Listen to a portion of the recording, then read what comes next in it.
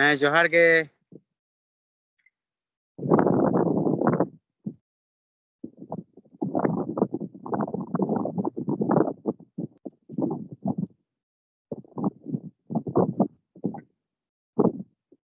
ᱪᱮᱫ ᱞᱮᱠᱟ ᱦᱮᱱᱟᱜ ᱵᱤᱱᱟ? ᱟᱹᱞᱤᱧ ᱫᱚ ᱟᱹᱰᱤ ᱱᱟᱯᱟᱭ ᱜᱮ ᱛᱚ ᱟᱹᱞᱤᱧ ᱠᱩᱞᱤ ᱞᱟᱹᱜᱤᱫ ᱛᱮ ᱟᱹᱰᱤ ᱥᱟᱨᱦᱟᱣ ᱛᱚ ᱟᱵᱮᱱ ᱞᱟᱹᱭ ᱵᱮᱱ ᱟᱵᱮᱱ ᱪᱮᱫ ᱞᱮᱠᱟ?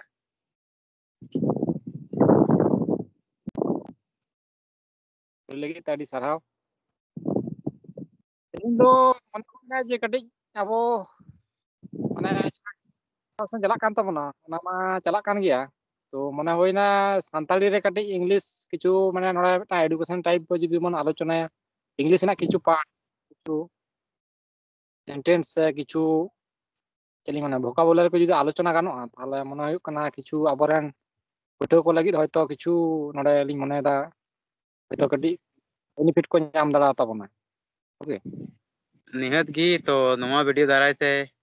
आलांग लांग चेष्टाया जाते जहाना की डिस्कस हुयुग जाते उनको नेल कते किछु बेनिफिट को नाम तो मा आम मड़ांग की एतहत तलांग में जाते उनको बेनिफिट को नाम नोवा नेल कते एकाले तो प्रथम रे जुदी लिंग मेना कटी ये माने चलिए माने जतो गे नोवा एबे सरहाव एम कते नोवा किछु गालोच लिंग एहब दा इंग्लिश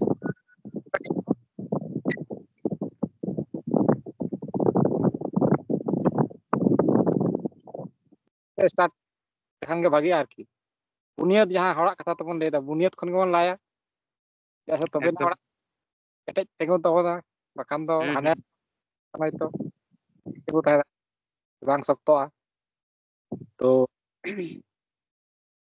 प्रथम लिंग मेना जे कटिज गिद्रे नितो माने सेड़ा करते गेले आबिन कटी आबिना मते ओका खन को स्टार्ट लेखान भागी आरकी माने कटिज गिद्रा एकबारे निहति जहां 1 2 3 4 को स्टार्ट दा माने आलिन तुली नेल गा जे कटिज कटिज जहां बुक को हेना तको बोई को आरकी ओना रे मा हेना के कटिज तो अपना बांग्ला तो ए आमी जाय आमी खाबो तो आमी स्कूले जाय ओना जिनिस को जदि कटिज कटिज आलोचना गानो आरकी सेंटेंस तो आलिन तुली मने दा आडी गे नापायो हसे बा सही गे जुदी अबु जहां तने बन रोड़ा जुदी उनको उहा को अंजम दिया और कुछ दिया तो उनका धरा तेगी कटिज खय को चेदो को तो अलिन लिंग आसोआ जे अबेन संथाली ते किछु बन कुली लिंग मी बार लाइन कते और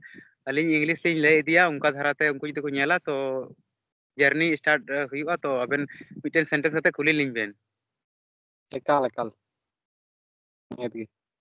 तो प्रथम लिंग लेया जे सानताड़ तेगे लिंग लेदा चेदा से अलिंग दे तो पुनिया लैंग्वेज ते बारे डाइवर्ट कते चला करा तो माने किछु दो पर तो मेसा होय दा कन्वर्ट कते पूरा इंग्लिश रे ट्रांसलेशन अगुई तमन बिन एखान आशा करी बांग्ला बुझिया तो बुझा बिन निश्चय बेंगली दो किछु बुझियो गया तो प्रथम ले अलिंग लेदा जे इन स्कूलिंग चला बांग्ला ते आमी स्कूले जाबो ना कटी जुदी बेन इंग्लिश ते ट्रांसलेशन ना तारे अडी गेन नापायो इन स्कूलिंग चला तो इंग्लिश ते नोंका बन मेन दड़ी किया जे जुदी नोआ डेली रूटीन तबन हिसाबा तो इन स्कूलिंग चला माने प्राय गी एक्टिविटी कना तो इंग्लिश बन मेना आई गो टू स्कूल डेली इन दिनम गी स्कूलिंग चला नोंका नाइस के नाइस नापाय तो नेक्स्ट तो लिंग कुली बिना इन दाकाइन जोमा आमी भात खाय नोआ दो हुयुग कना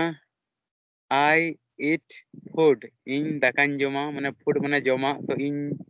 आई ईट फूड नोंका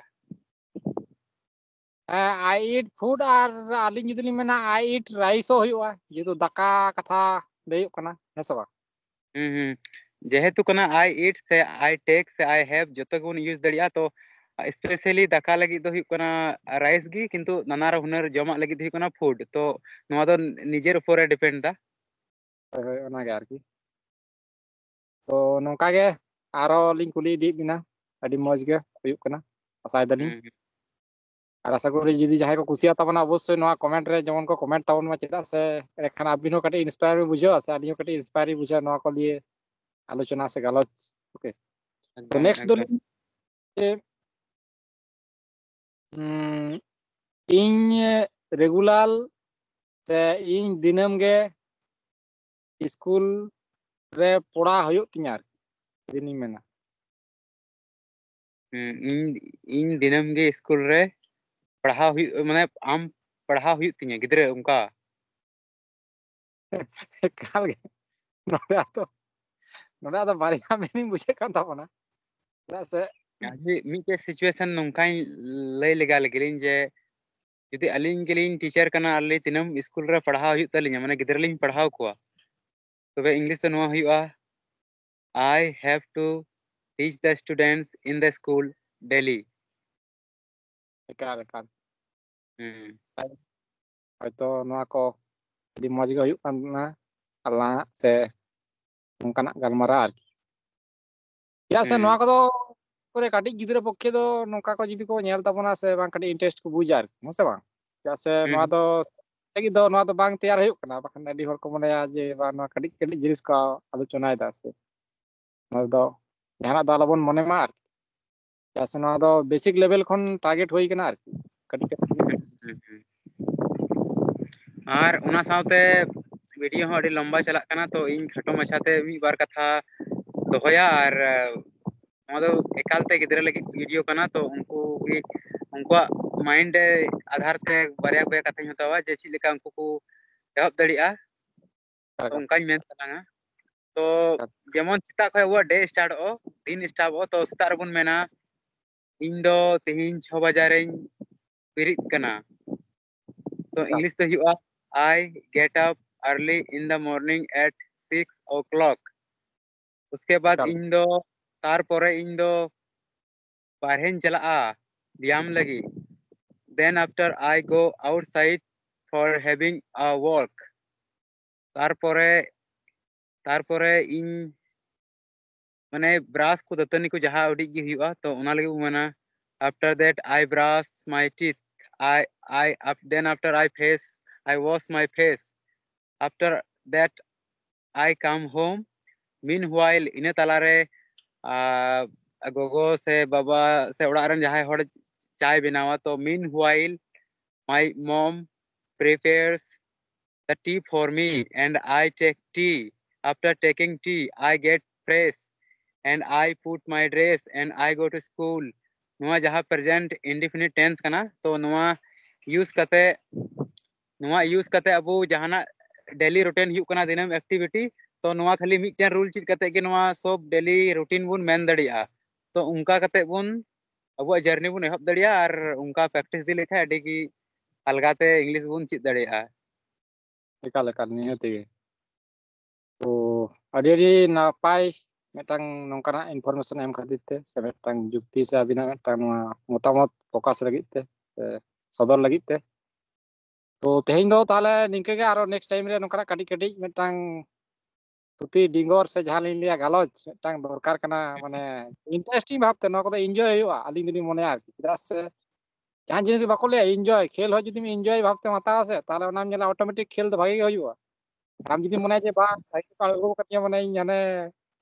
माने कोरा को हुयुक तिया ओकरा मने तो बांगा एंजॉय भाबते जहां जिनिस कोरा हुयुक आरकी उपभोग जहां को मेन बा आरकी लाइफ रे तो चैलेंज मा हिना की जहां जायगा के चला तो चैलेंज मेना कष्ट मेना रुआ हिना हसु मेना मेन खान लाइफ रे मिटे गोल मेना उना गोल कोरा हुयुआ तो उना गोल नाम धबिते तो टेंशन से अडी लकु प्रेशर दो बा माने चला ते जहां बको मेना ना जहां चला रना जहां जर्नी कना तो उना जर्नी रना इम्पोर्टेंट हो माने भाता हुयुआ जेमन बोलेम खेला सारा दिन जुदी उइहरा जे जीते गेन तबे तो आम दो खेल रना मजा बाम हता दड़िया जीते आम सेम हरा परेना कथा कना आगे मौज खेल रना टारगेट दोहय में से एंजॉय में तो आम ते जुदी मौजम खेल लेखा परिणाम दो भागी गे हुयुआ नोआ उइहर कते बन खेला तो उनका धारा के लाइफ रना अब एंजॉय इदी दरकार नोडे के चबा हुयुक कना जोहार गे मुजे रे ओके हमा जोहार गे अली सेन कोन हो इनवाइट लगित ते हमा जोहार गे